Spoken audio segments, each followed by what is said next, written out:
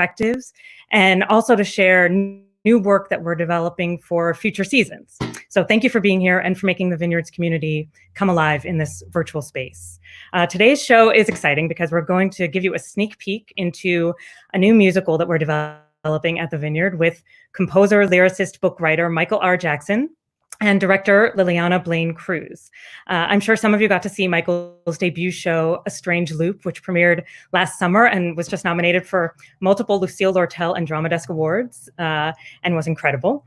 And Liliana's most recent beautiful productions, Anatomy of a Suicide and Fefu and Her Friends, which were also just nominated for multiple awards. They are incredibly creative and brilliant artists, individually and as collaborators. And it has been a thrill and joy for us to be working with them at the Vineyard for the past year and a half on Michael's newest show, White Girl in Danger. So today they're going to share an inside look at the process of developing a new and ambitious musical. Possibly we are going to hear some material from the show. Possibly we are going to be joined by some special guests who've been part of the show from its early stages of development. Those are my teasers for you.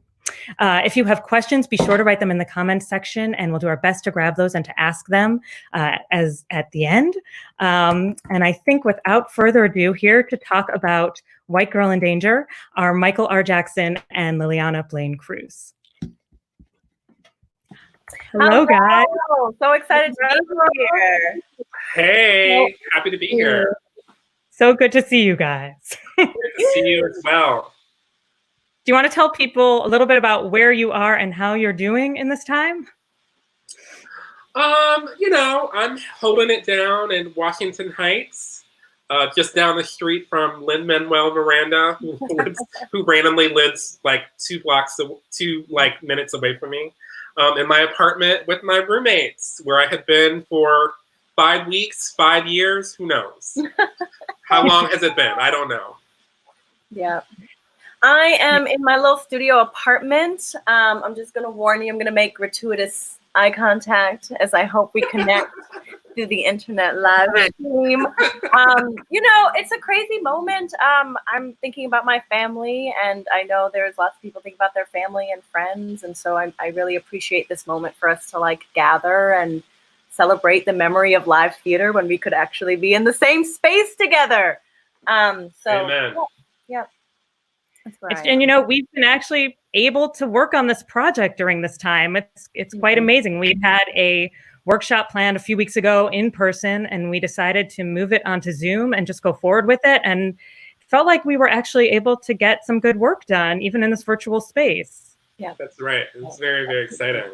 And I was very heartened to feel like a person. Like that experience really made me feel very human and like an artist and as a person who was still sort of existed. So I'm very grateful to the Vineyard and to you, Sarah, and to everyone for coming together and helping us do that. Yeah. It's just good to think that right now we can still, keep working on things, not in the same way, but, trying to find ways to adapt and keep things moving forward. And so this is, White Girl in Danger is a show that will be new to everyone watching this today. And so maybe just to start, Michael, do you want to tell people a little bit about what it's about and a little bit about the origin of it for you?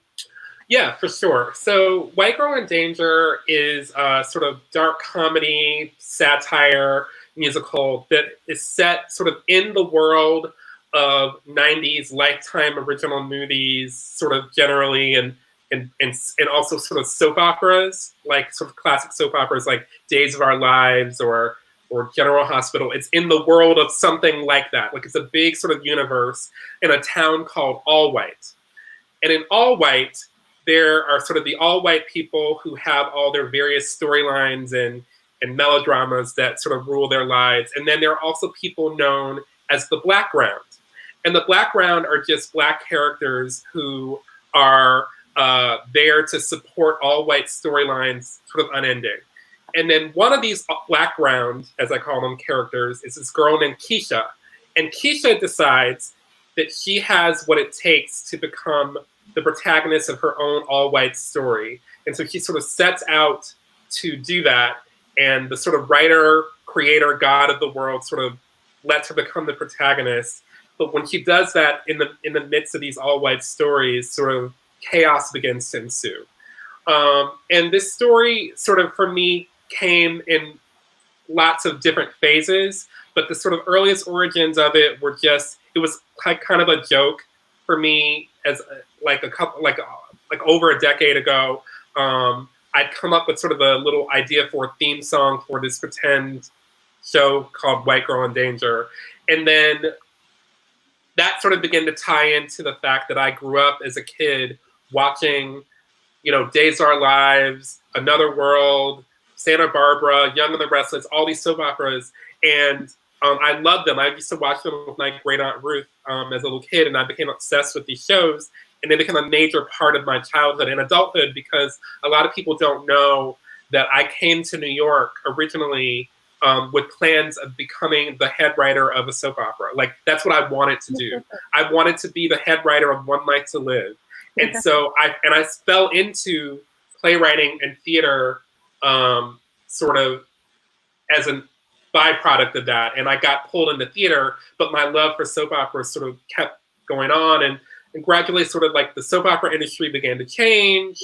And my love for theater pulled me in different directions, and I began writing musicals. And then I had written A Strange Loop, and that was headed toward being produced. And I joined the Dramatist Guild Fellowship. I got a Dramatist Guild Fellowship, and I decided, instead of continuing to work on A Strange Loop in that fellowship, that I would start a new musical. And so then I remembered that I'd had this idea for a show for many years, and I was like, well, why don't I start something new?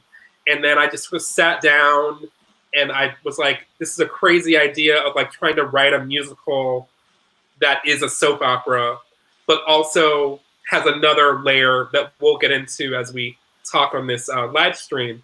But I just began working on White Girl in Danger when I was a Dramatist Guild Fellow, and that's sort of the basic beginnings of it.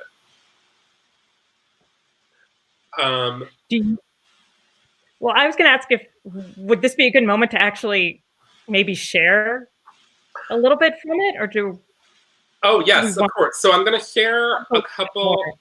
I'm going to share a couple of inspirations for the music and the style and the tone that I'm sort of trying to evoke in the show, which is one that is sort of like, it's obeying the rules of a soap opera, all the production values, but those are the sort of the rules of the characters. Like, they live in a world where music can come in and sort of change how you feel about something, or like, and the plot lines can careen wildly in one direction or another. So I just want to introduce you a little bit for people who may not be familiar with daytime soap operas, particularly from a certain time period, because some of these shows are still on the air now, but they don't have quite the same flavor that they had in the 80s and 90s, which is when I was watching these shows. And even though the piece is not set in any particular time period, but the world draws very much from those different time periods. So I'm going to share just a couple of opening theme songs from these soap operas that, as a kid, when I was watching it with my great aunt, when I would hear these songs, they, like, to this day, like, would press a button inside of me of excitement of like, something's coming, what's happening, what's today's story. So I'm going to share those with you right now. Amazing. Don't forget to take off your headphones. Thank you, Lileana. You're welcome. Where would I be without the great Lileana Blain-Cruz? Okay, and so now we're going to take a peek at The Young and the Restless for a moment. Take it away, Kayla. Oh, sorry. No, I made a mistake. There you go. All right. Take it away, Kayla.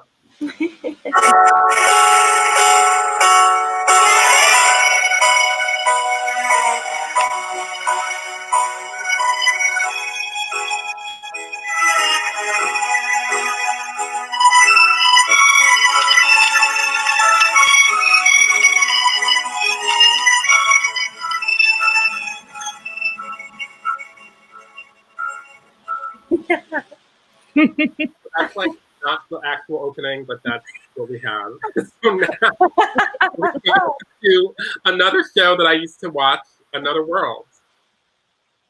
All right.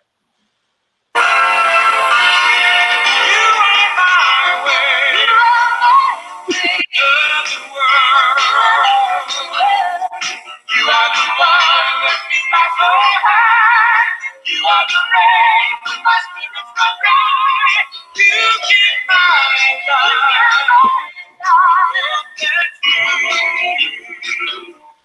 When I'm with you, you take me away to another world.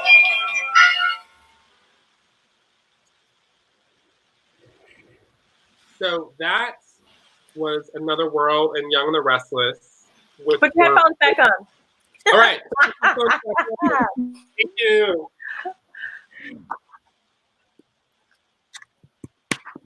All right.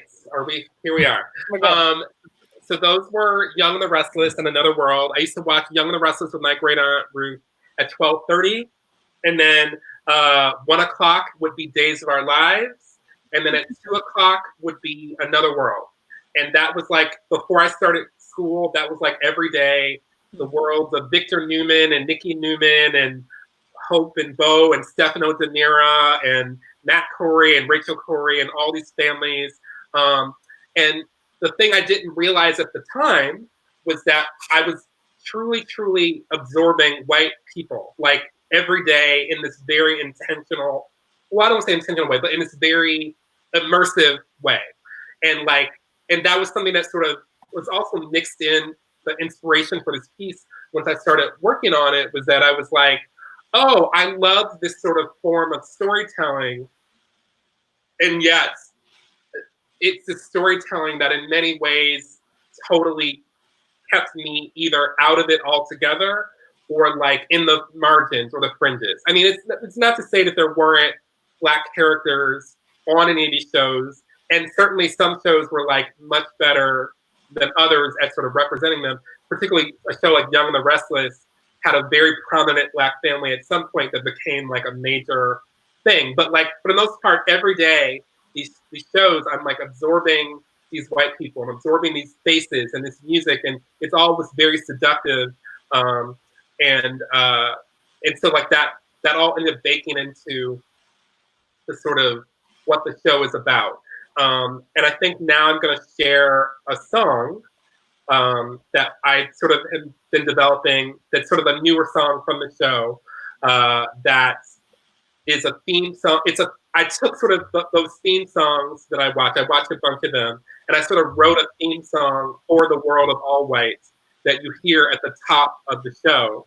And it's meant to sort of be like a song that helps frame everything and helps bring you into the world of all white.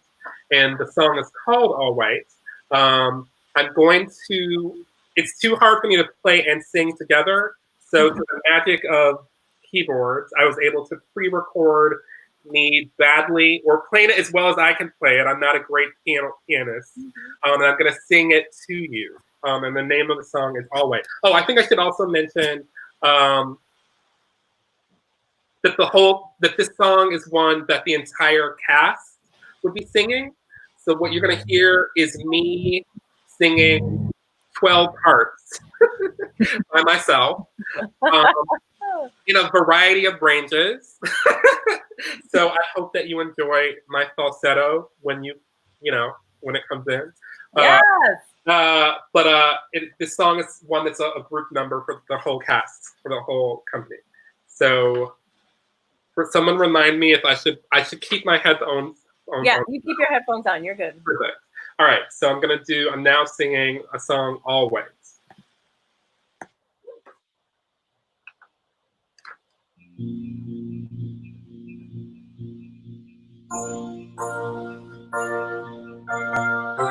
This is a world of intrigue and mystery, a world of endless story, a world where there's no singular destiny. So as the world turns around, we see protagonists of all variety, and all of them so happy or sad, yet desirous of all empathy. And not to mention all white, with their perfectly porcelain skin. It glows from deep within, it's all white, like the name of the town that we're in. That's how it's always been. This is a town with folks whose stories are vast and filled with lots of drama. A town where fortunes rise and fall super fast. So depending what the writer wants to write, reality can change by day or night. Except for this one thing that is fixed, a consistently guiding light. A story that is all white, but which goes so much deeper than skin. It's structured from within, it's all white. That's the framework and mindset we're in. That's how it's always been. In all white, there's action, excitement, adventure, and glitter, and glamour, and fashion, and fame, and romance, and weddings with lovers objecting, and cars over cliffs that then burst into flame, and secrets and shadows, and cackling villains, and scandals, and blackmail, and cliffhangers too, and all of it centered on people who look like you, because they're all white. For the bulk of the consciousness here, it's in the atmosphere in all white. Every day, every month, every year, the rules are very clear in all white. Dreams and stories, all white. Boys and girls, all white. Dreams and stories, all white. It's an all white world, all white. All white, all white, all white, all white, all white, all white, all white. Bum, bum, bum. And Yes! And now you understand why I love working with Michael R. Jackson. And once you hear this song, it will stay in your head for the rest of your life. Michael, you work a live stream. Oh my God. Well, and actually, this is one of the newest songs in the show. This is one of the newest songs that you wrote. It's actually just in the last workshop we did, in between the workshop in December and the one we did last month. This one came in. Yeah. We felt we had done a workshop in December, and we had talked a little bit about the script, and we felt like it was important to sort of like frame the show and bring us in, and I thought, and also there was another character who I was helping to develop, who's the character that sort of leads the song initially, and so it just ended up becoming a useful way of like giving us an entry point into the show.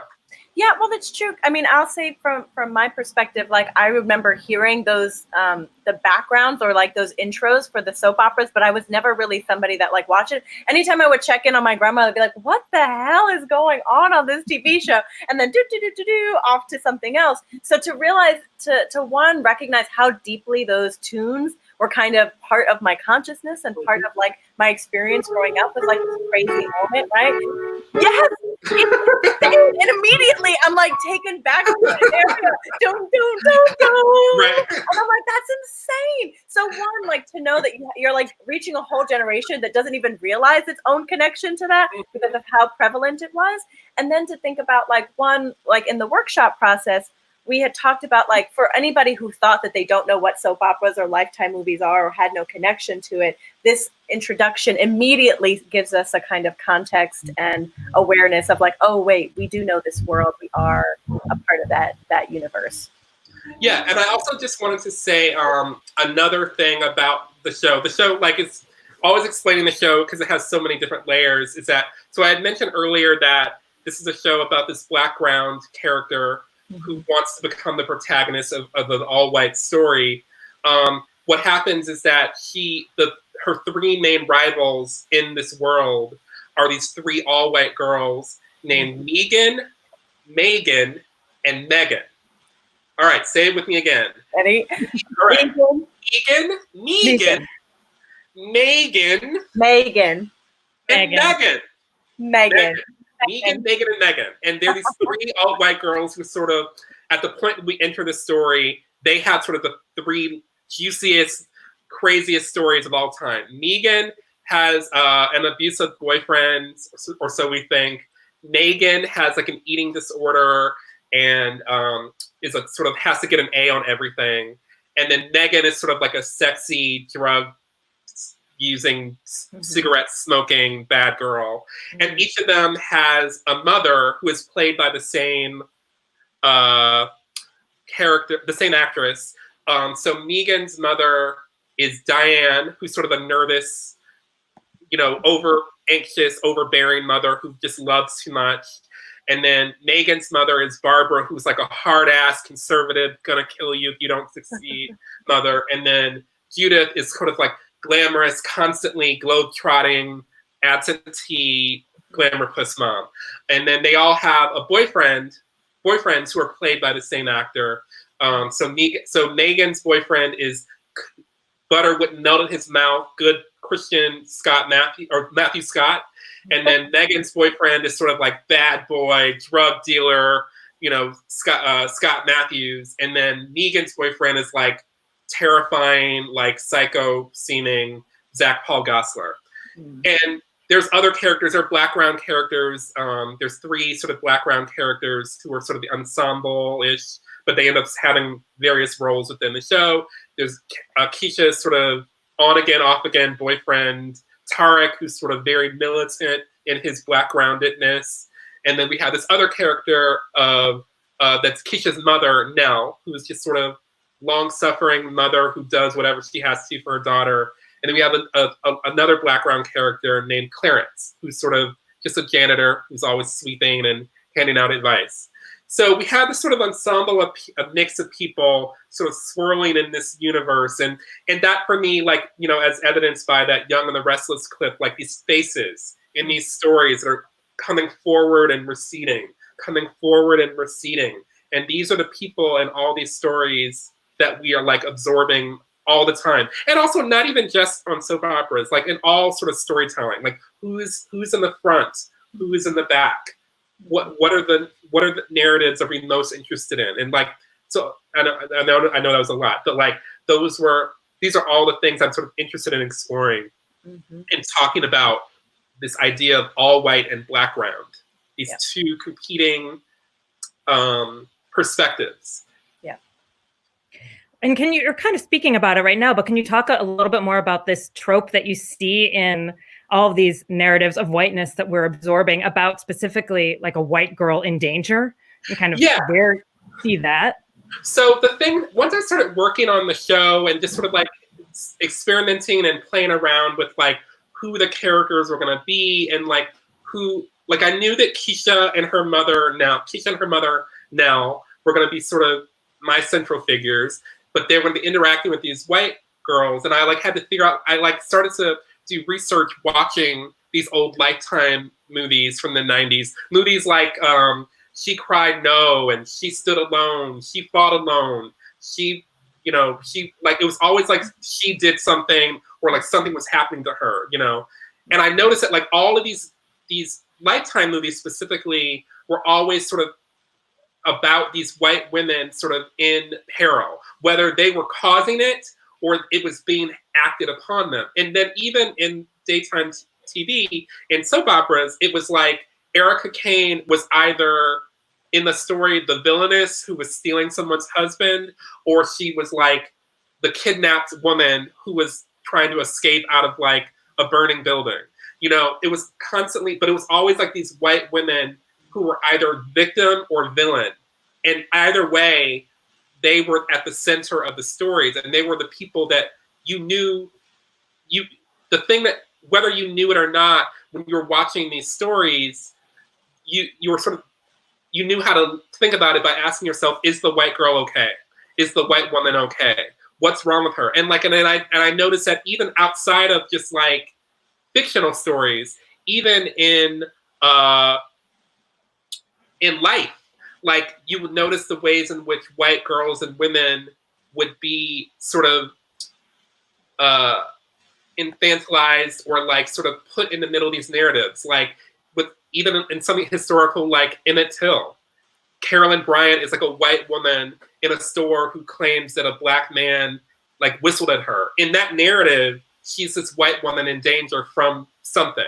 Or like Betty Shelby was an officer in North Carolina who like claimed that who killed this black man. I think it was Terrence Crutcher, and she like there's this video of her saying that she was terrified for her life and putting on this whole show of using her sort of like white femininity in order to get around the fact that she had killed someone in cold blood.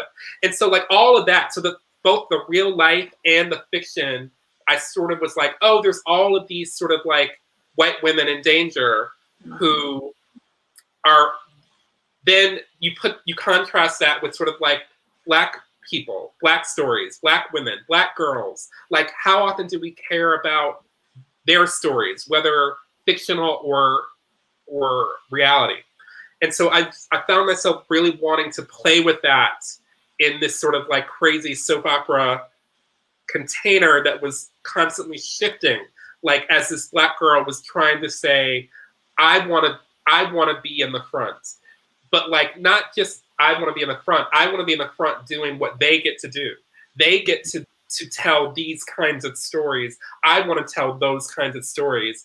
And like that for me was like also then led to like additional complications of like thinking about, well, what does it mean for like for a black character or a black brown character in my context to try to aspire to telling a story in a white mode? Is that a thing? What is whiteness? What are white stories? What are black stories? Like, and so all of those questions for me are things that started to come up as I began to play and explore more and more. Yeah, I thought that was really exciting. I mean, I'll say that like when I first came to the piece, I had heard an amazing reading of it at Joe's Pub. Was it that musical theater factory that that organized that? Just the sort of the early development of White Girl in Danger, I do owe a huge debt of gratitude to the Musical Theater Factory, which is a development hub for new musicals, where I got to do some initial playing with the structure of the piece.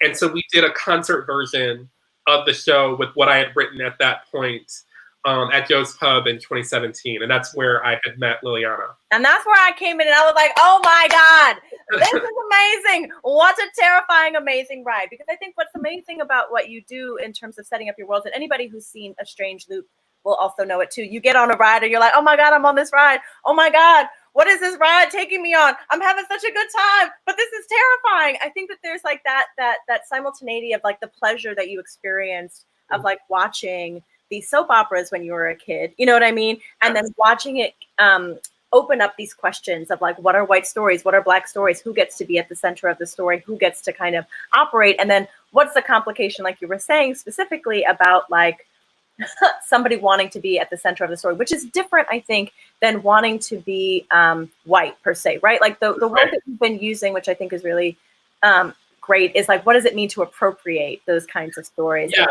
And what's the complicatedness of that?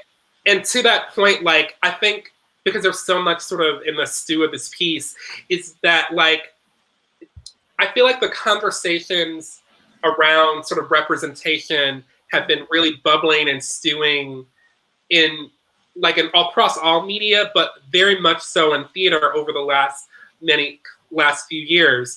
And I've been very much a part of those conversations, and my thinking has evolved a lot as those conversations have gone along.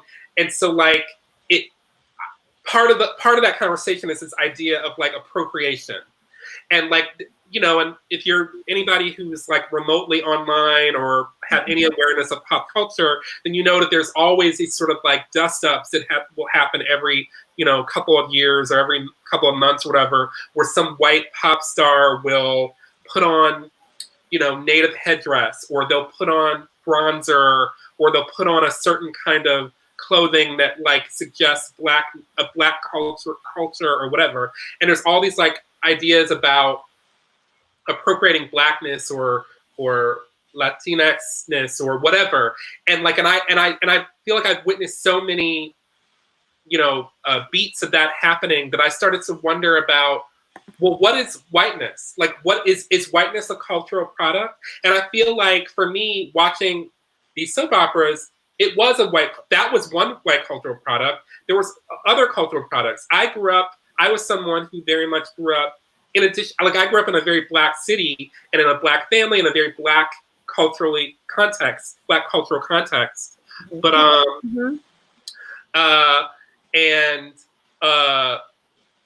and yet I also grew up absorbing the whiteness and white music. I was a big fan of like Liz Phair and Tori Amos and Joni Mitchell and all kinds of stuff, and that was like a big part of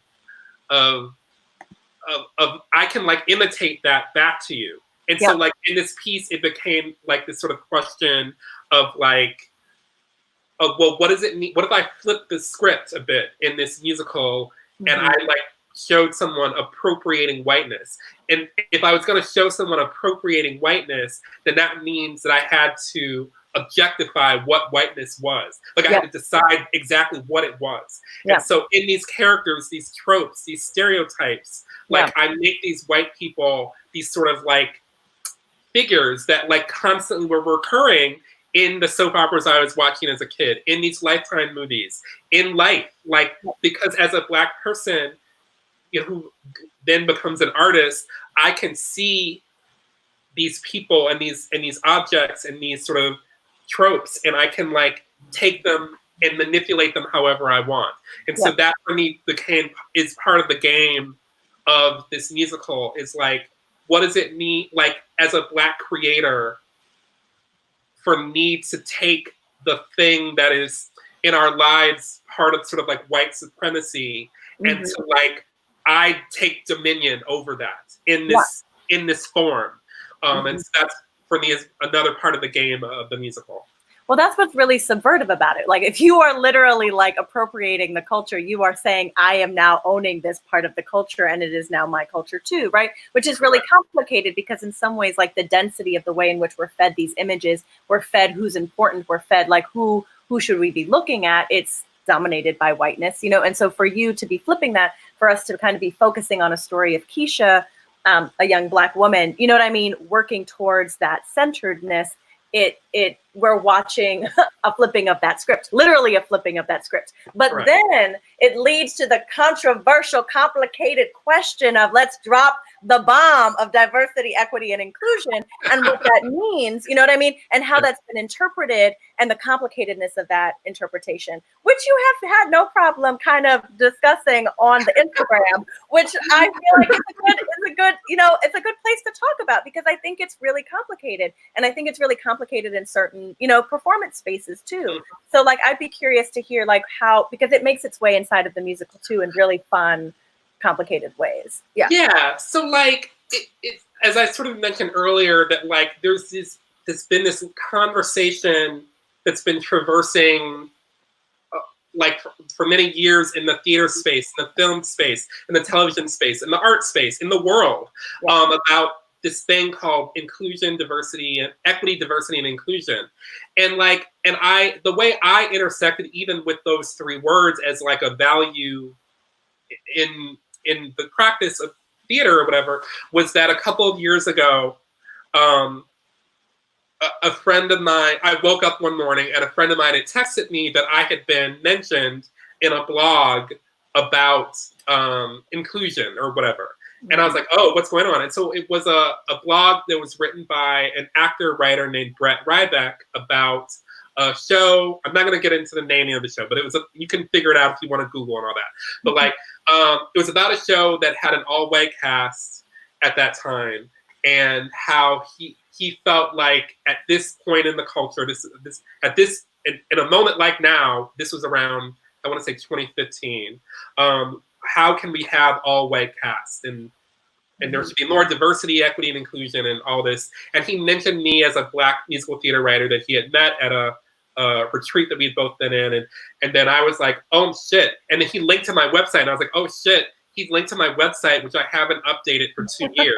And he's going to drive traffic to my website. And at that point, like, you know, a strange loop hadn't happened yet. It was like somewhere in its development, but I didn't have any sense that it would ever go anywhere. And so I was like, I need to like respond to this blog post so I can put something on my website so that if people come to it, they can like see content. And so I was like, well, let me sit down and think about the things that he's raised in this issue of like the problem of all white cast, of why can't you cast something with Black people or people of color or whatever.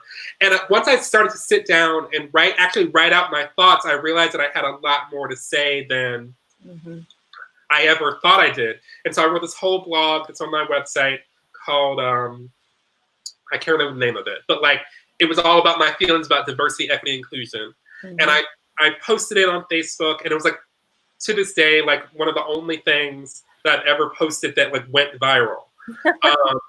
And I then sort of started getting asked to like come on panels and talk about diversity, equity, inclusion, and this idea of like, you know, who, like representation and who should be seen. But like the thing that I noticed then was like, as the years went by, and this happened in tandem with A Strange Loop sort of starting to move to being produced and having the success that it had, was that I found that like my thoughts around the equity, diversity, inclusion were starting to shift, because I started noticing that like there would always be these sort of like Oscar so white, Tony so white, Emmy so white, anger about like why were things so white, so white, so white. And like, and I understood it. It wasn't that like I disagreed with that on per se, but I also noticed within that like that like the conversations tended to be so exclusively focused on casting and on this idea that like if you could just take sort of something that was a popular, like a, you know, I'll use an example from a recent example, but just so that you understand, this has happened many times. Like I noticed that like there was a lot of sort of discontent with the recent Sondheim 90th birthday celebration and the lack of inclusion within that. And like, and my feeling about that was like, it's not that I disagree that more people of color couldn't be in an event like that, but for me, the underlying issue was that part of the reason why that event even exists is because we have a whole long history of like white supremacy that has made someone like Stephen Sondheim, who I adore, become such an important artistic, cultural icon, along with so many other musical theater writers who are predominantly white, that the texts that they are creating, the cultural products that they are creating, then become so important to the people who are trying to express their talent in one way or another. That like, for me, the issue is that like, what would it be like if we allowed more writers of color, more stories, more different consciousnesses to be a part of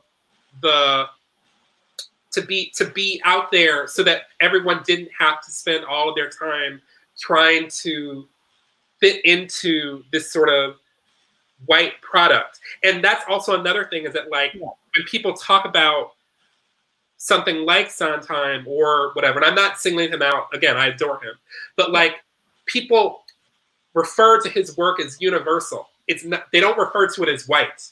It's universal. And like, and I find there's something insidious inside of that, because like, if you're a Black writer, your work is not universal, it's Black. Yeah, and even if you're like saying you love this Black work, it's like, because it's Black, it's not universal. And so people are not necessarily performers, artistic directors, whomever, like audience members, eyes. They're not used to thinking about whether something that isn't white could also be universal. And that for me is like this really important conversation that I'm trying to have, and frankly to argue with myself about in the piece, about like, why is it that like the sort of white gaze, the white objectivity, the white objects, the white cultural products, the white consciousness is universal, and everything else is sort of aside to that. And especially because I'm a Black person, but I'm also a Black artist. And as I grew up and began creating and writing stories, I was the universe. I was the creator. I was universal.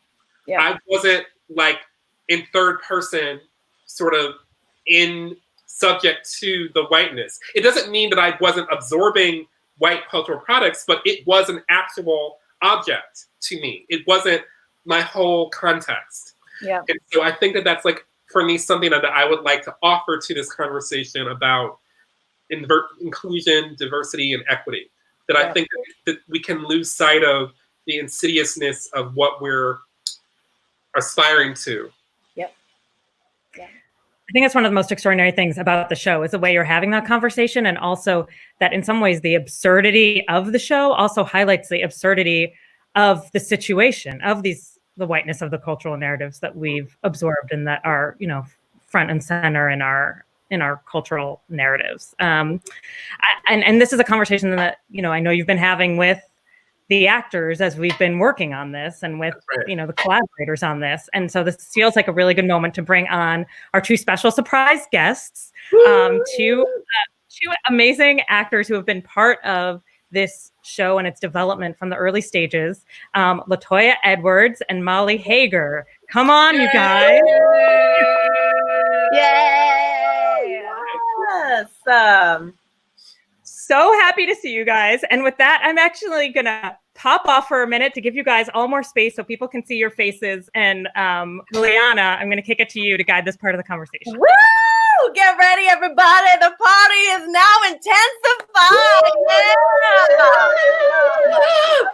Unmute yourself.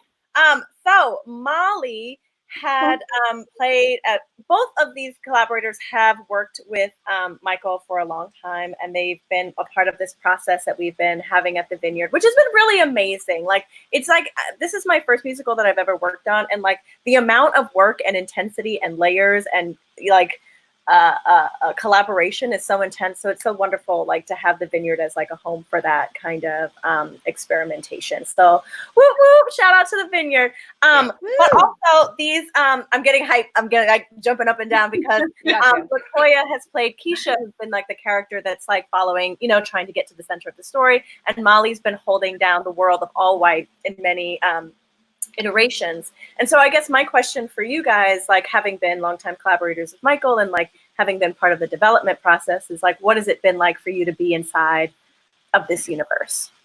You can answer from both perspectives. Okay. Well, specifically working on this musical, what has been so amazing is how much dialogue sort of you guys allow in the room from the actors. Like, you really want to hear our thoughts, and if there are things that we're confused about or things that are exciting to us about the script and everything going on. And I'm very impressed with how much work Michael is able to get done after every single day of rehearsal.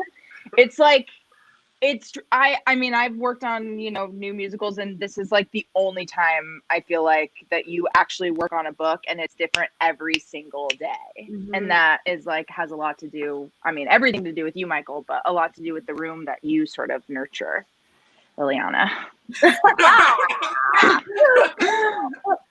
Latoya, what's your thoughts? I mean, I have to agree with Molly. I too also am in awe of how Michael can absorb so many notes, so many opinions, so much feedback, and come back the next day with like so much clarity of the notes and like weeding through the points that either make sense or don't make sense.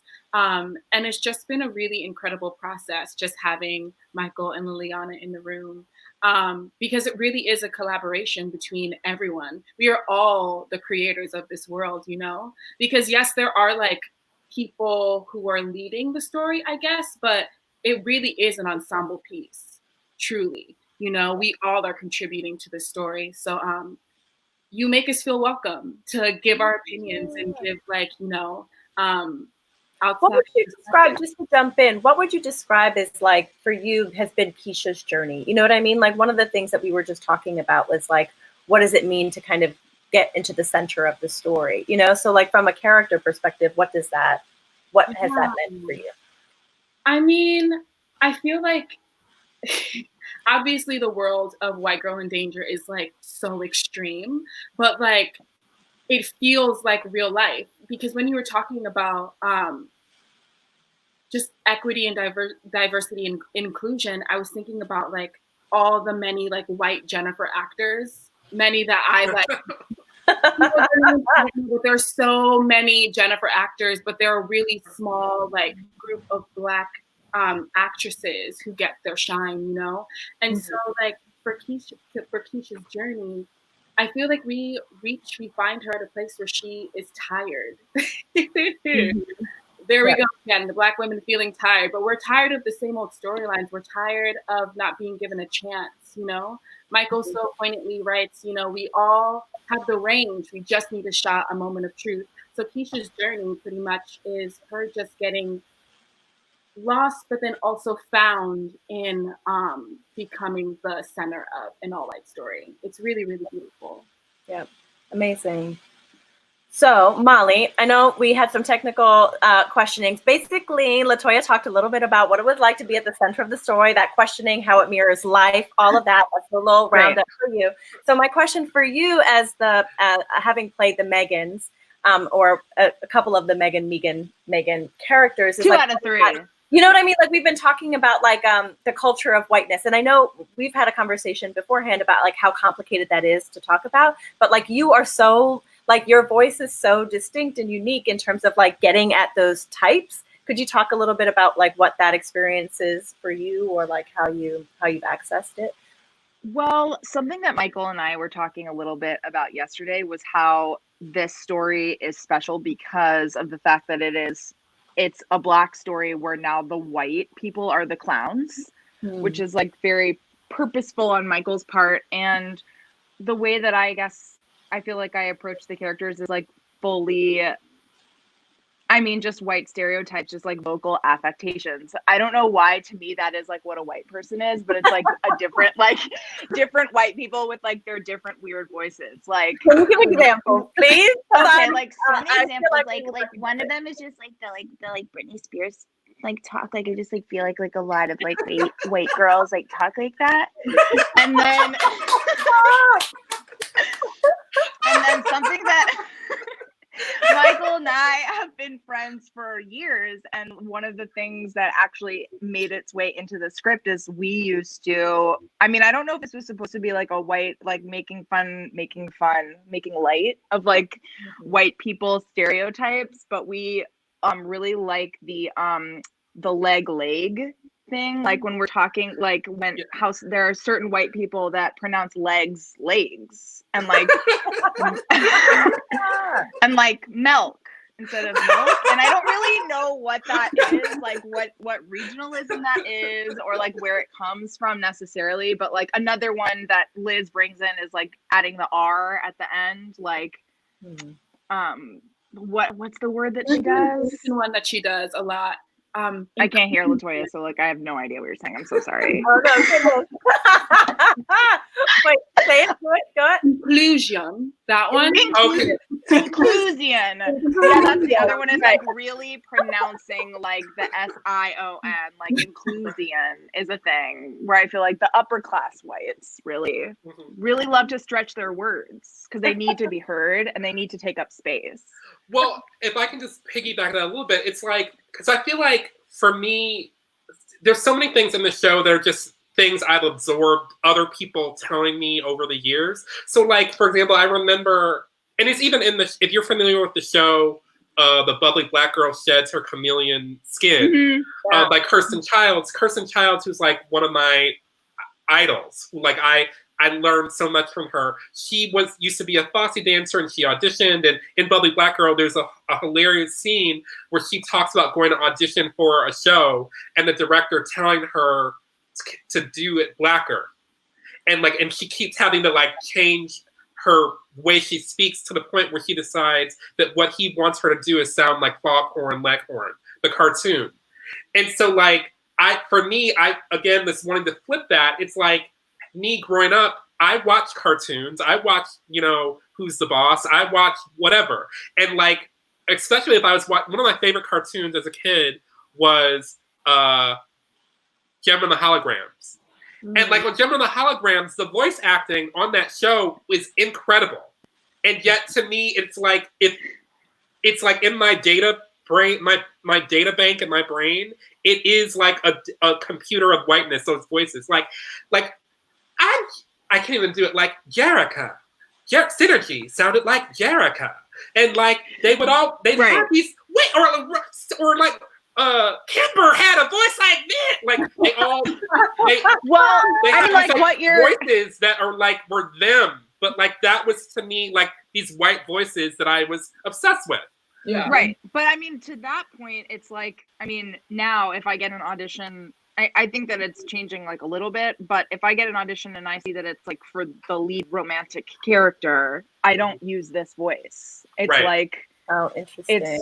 It's sort of like a higher thing that you just have to sort of like change it a little bit because this is not what like the lead girl would sound like. Which is crazy. Which is also something that happens with like Keisha, right? LaToya, like you start to like we're literally watching you shift your voice to kind of like take on this central protagonist voice. Yeah. Right. Yeah. And it was also so interesting listening, Michael, to you talk about having to sound Blacker in auditions, because I feel like regarding equity, diversion, and inclusion, people can't say, can you be Blacker in auditions anymore? They have to navigate that language a little bit different. And can you be more diverse? I auditioned recently with this guy. Like, I think she's from the inner city. I don't do that, but go ahead. He did that. He was like, can you make it a little bit more? And I was like, I know what you mean, but I actually now want you to say what you mean. Yeah. But back to your question, Lileana. Yeah, Keisha does eventually have to change her voice, change her tone of voice to match the type of character that she's taken on, because we've learned that Keisha is a method actor. So she does everything to the fullest and really tries to live in it truthfully, you know? Yeah. Well, speaking of that, because I know we're getting close and I want to leave time for questions. I think like the next song that Michael, he's going to sing another song. It kind of like elucidates some of these themes in a kind of contemporary landscape. Like when you hear it, you'll hear like the modern day references, which is I think what's also super exciting about it. Do you want to set up the song a little bit, Michael? Yeah, I'll set it up, but I also just want to say briefly, like, as I mentioned earlier, that like I grew up like absorbing a lot of Black music for sure. Like Black music is in my bones, but like the music I was secretly listening to was like my white girl rock, you know? And so that could be like the Cranberries being like, if you think you could pretend, don't let it burn, don't let it fade. I know you can't be read, but it's just your attitude. It's tearing me apart. It's written everywhere. You know, like, and like I literally can like I can impersonate them almost exactly. And so like, part of the musical game of the show was to like, this moment I'm about to do is a song called Let's Party that's at the top of Act 2, where Keisha has sort of been given permission to enter the all-white story and try to become the protagonist. And she goes to a party, and at the party, there was like music playing, and the song that we're hearing is like the music of the world, like giving her more and more permission to like become it. And so I wanted to take a lot of those references, everything from, you know, Taylor Swift and Katy Perry, you know, down to like the Bangles and the Cranberries and Hole and whoever else, and like sort of put it all in this song that gives Keisha this sort of permission to shift.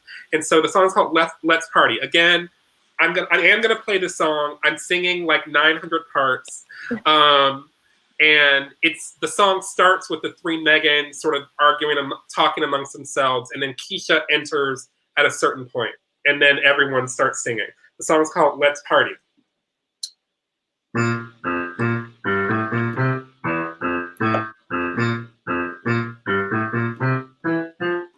Hey Megan, love your hair. Megan, really love your skirt. Your You're looking pretty skinny there. While Megan, how did you get hurt? Oh, me and Zach were at the mall. I slipped on a banana peel. I'm such a klutz, I swear it's all. It really isn't a big deal. Let's party, let's jump up and down. Let's smoke till we choke. Let's drink till we drown. Let's give each other syphilis, but don't tell my mom. We be like, wow, wow, wow. Wow, Keisha, what happened to your hair? Oh, nothing, just a new shampoo. Have you guys seen Scott anywhere? Wow, Megan, what happened to you? Oh, me and Zach went for a run. I got stung by a honeybee. Just one more drink and then I'm done. Just one more shot, then I'll be free. Let's party, let's roll on the floor. Let's slide it over again and then let's do it some more. Let's swear a blood allegiance on some old Ouija board and be like, wow, wow, wow, wow. Just have fun, just lean in. Don't worry about your melanin. Just let your story take control. Be a victim, be a villain, whichever one works to help you win. Whichever is the starring role. Just party, just kick up your heels. Just give over to whiteness to see how it feels. Just let their music cross you over where you belong and be like, wow, wow, wow, wow, wow. Well, let's party, let's jump up and down. Let's smoke till we choke. Let's drink till we drown. Let's give each other syphilis, but don't tell my mom and be like, wow, wow, wow, wow, wow, wow, wow, wow, wow, wow, wow, wow, wow.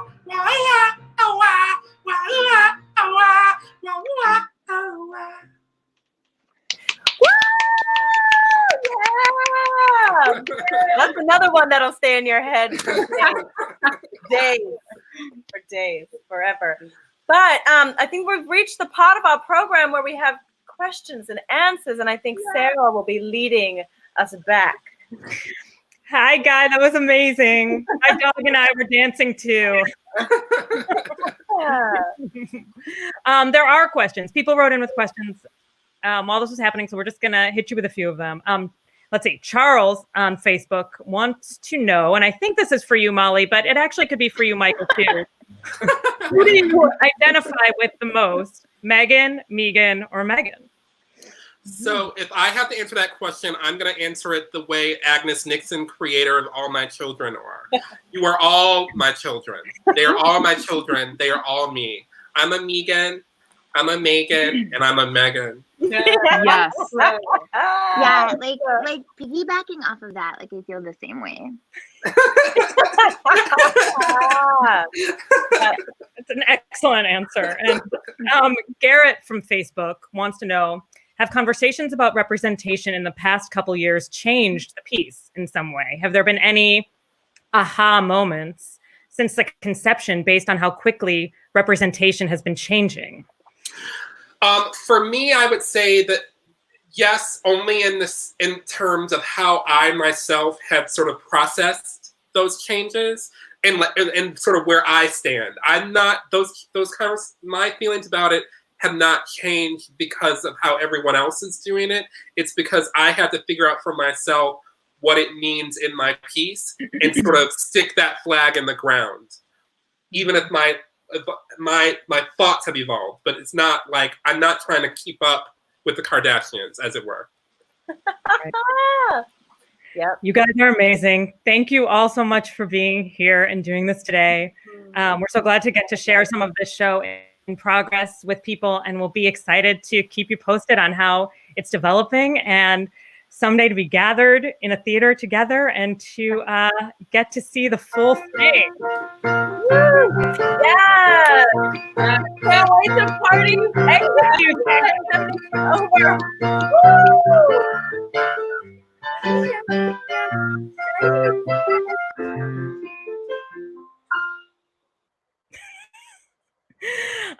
Thank you so much for being with us today. Please join us next week. Tina Satter, the creator of our show, Is This a Room, is going to be with us, along with Emily Davis, who played Reality Winner in that production. And they're going to be in conversation with Billy Winner Davis, Reality Winner's mother, talking about what's been happening with reality since the day that's depicted in Is This a Room, including her current clemency petition. It should be a very interesting conversation, and we'd love to have you back. Thank you so much and have a great week.